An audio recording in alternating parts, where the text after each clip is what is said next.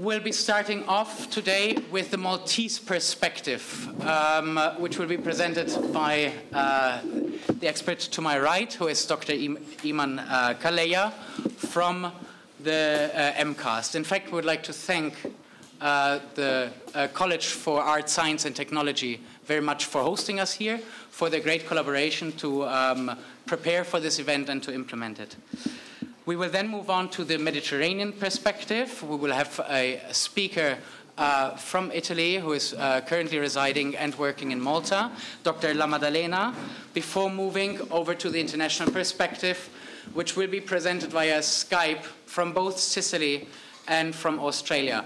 In fact, that might be the greatest challenge today. You can never say that technology is working 100%, so we're trying to connect through Skype. We've tested it before. It usually works well, but we can never say, so there's a bit of a question mark. But in case it works, we'll be having Dr. Stefano Moncada, who is a lecturer at the University of Malta, speaking from Sicily, where he is right now, and Professor Hilary Bembrick from the University of Western Sydney in Australia, who will be speaking to us from Australia. In fact, that was one of the reasons also for the timing of the event today, to make that possible. Last but not least, we're looking at two other perspectives which are crucial and related. One is the policy perspective, and the other one is the perspective of civil society.